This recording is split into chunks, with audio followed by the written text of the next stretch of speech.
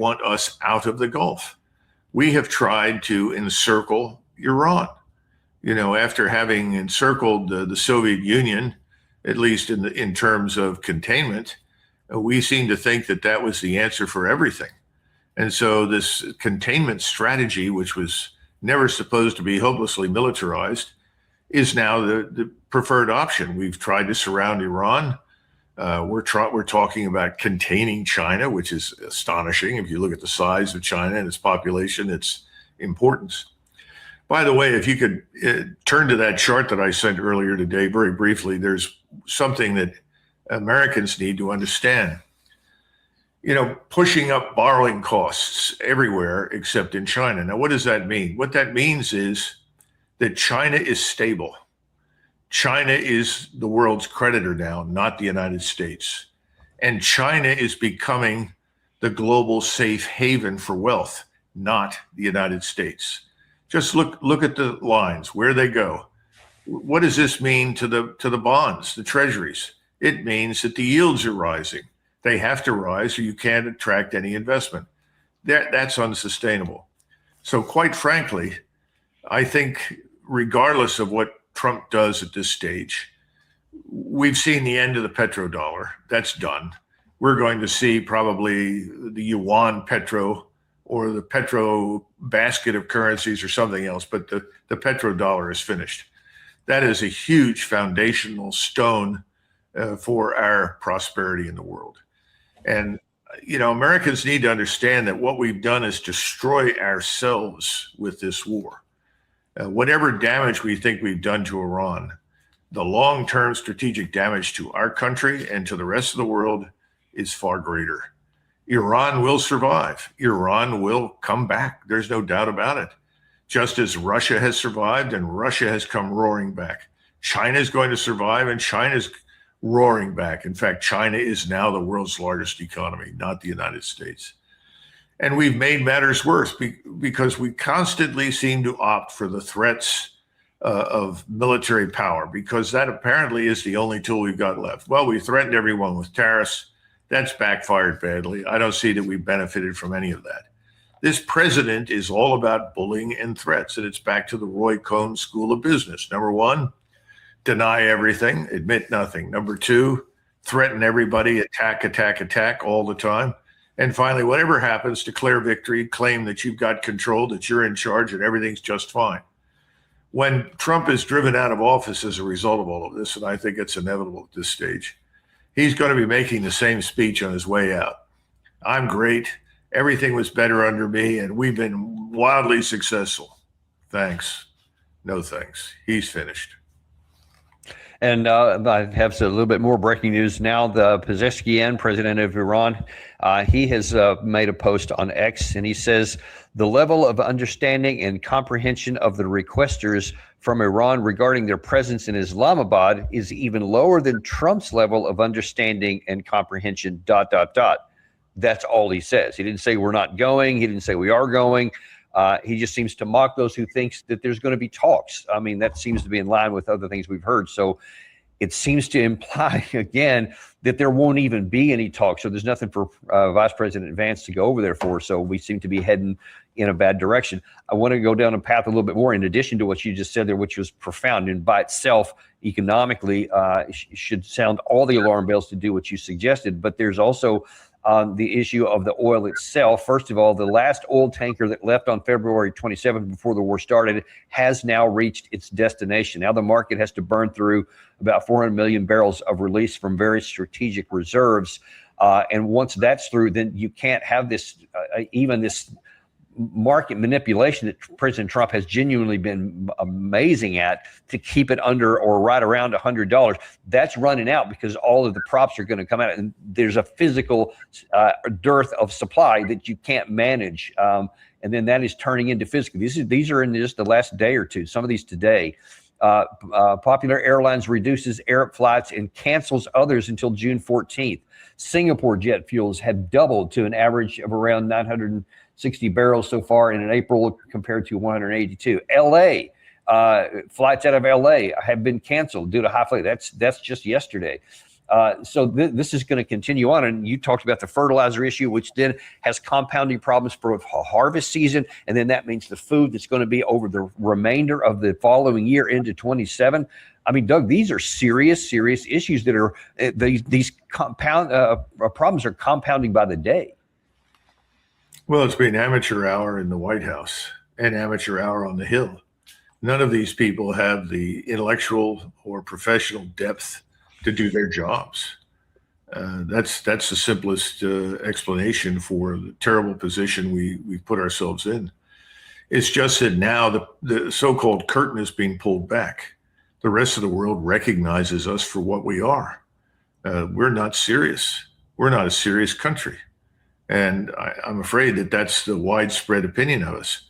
And for Americans, what they need to understand, this is analogous to living in a house and watching one of your tenants in the house burn the other one half of the house down.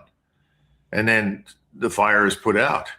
And everybody says, well, thank God the fire's out. At least we've got half a house left. And he says, oh, no, wait. I've got matches. I can burn the rest down.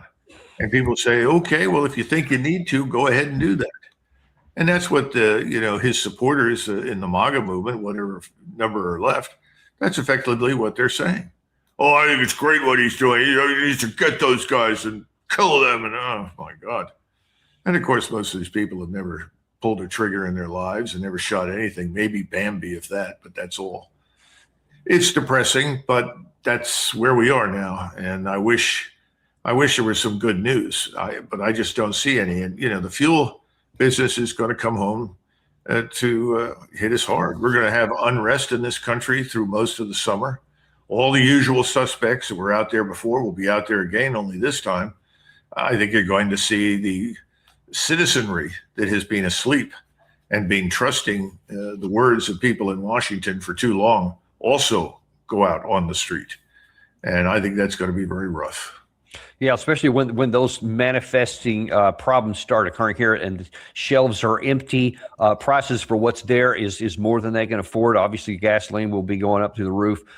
That's when I think you're going to start seeing some of that stuff. But let me ask you just kind of on the near term here. I showed you this chart earlier that showed that we have more naval power in the region than we had even at the start of the war. There's more air power. We've been restocking missiles. And let's take a look at this is what happened during the first 40 days. You see these are the attacks by U.S. and Israel against Iran. And so there was a considerable amount, caused lots of damage, at least anything above ground. And then you look at what the Iranians were able to do in response. And so it's obviously at a much lower rate, but it was sustained all the way through in large part because of the underground facilities, et cetera. And yet that limits its stuff. This is what it had on our aircraft alone. All these are losses, either destroyed or damaged, et cetera. So the question is going to be now, if we go in, and President Trump is good on his word on this, and the one thing he has been good on is using military power. If this is true and there is no meeting at all, much less a successful one, then he goes back to the military. What can we expect then out of this additional firepower that's different from what we saw the other side or the first half? Well, first of all, I'm not in on the discussions and I'm not sitting in the war room and I haven't seen any plans.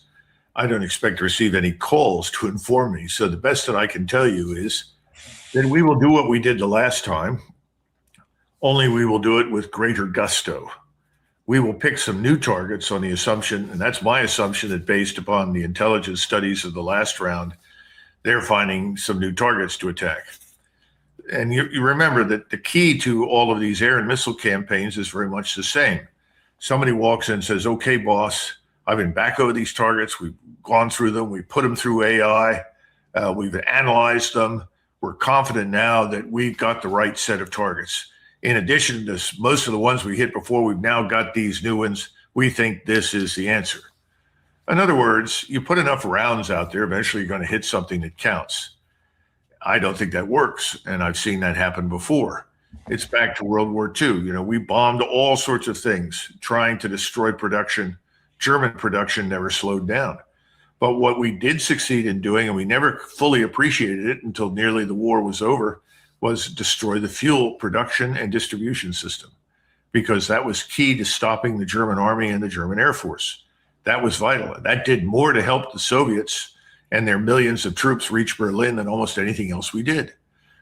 Now, I don't know what they're coming up with now, but I think they're going to have a tough time. As we've said before, Iran is a natural fortress.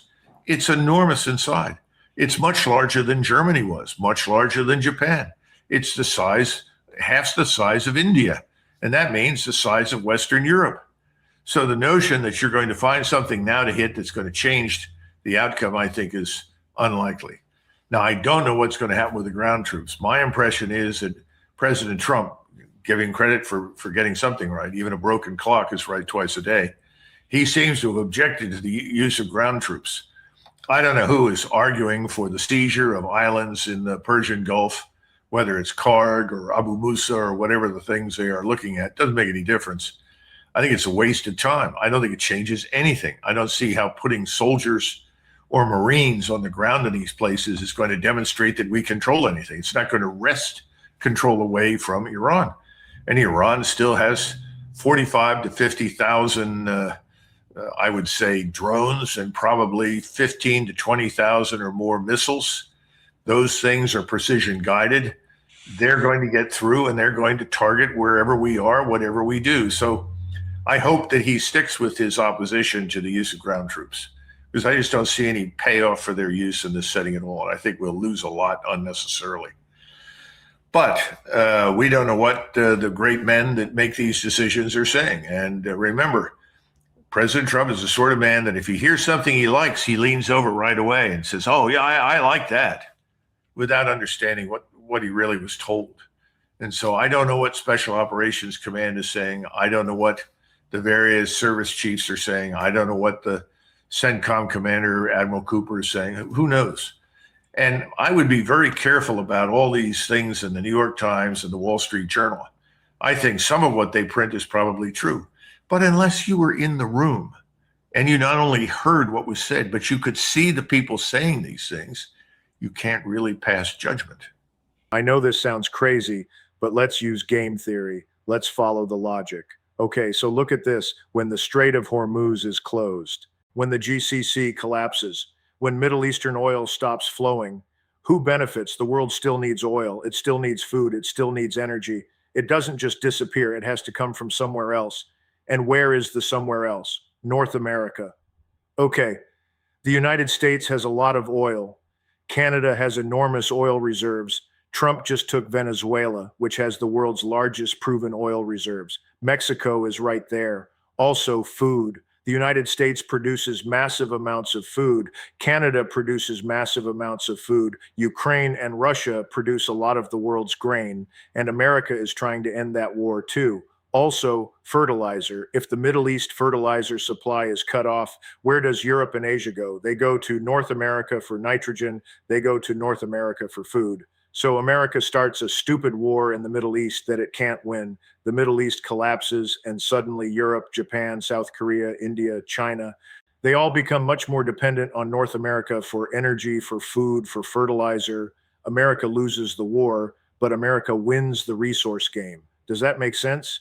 Okay, let's go deeper now. Why does Trump need all of North America? Why is he threatening Canada, taking Venezuela, fighting over Greenland, threatening Mexico? Because he's building a fortress. Okay, Peter Hegg called it Greater North America. I call it the Technate. It's a self-sufficient economic bloc. North America has everything it needs: oil, food, water, minerals, manufacturing potential, two oceans protecting it on both sides, while the rest of the world collapses, while Europe runs out of energy, while Asia fights over resources, while the Middle East burns. North America sits behind its two oceans, sells its resources to desperate buyers at very high prices, and rebuilds itself. This is not Trump's original idea. This is Putin's idea. Putin already proved this strategy works in Ukraine. Let me explain. Russia started this slow grinding war in Ukraine, and everyone said Russia is losing. The economy is suffering. The soldiers are dying. What is Putin thinking? But look at what actually happened to the Russian economy since the war started. Industrial production went up. Military manufacturing went up massively. Russia started making its own drones. It used to import them from Iran. Now it makes millions of its own. The Russian economy restructured itself into a war economy. And there's a geopolitical thinker His name is Alexander Dugin, who wrote a book in 1996 called Foundations of Geopolitics. And his argument is this: the Western liberal world order based on individualism, secularism, consumerism, it's going to collapse. Not maybe it will collapse because it has no soul. It breaks apart families, communities, identities. It turns everything into money, and eventually people reject it. And when they reject it, the whole system falls apart.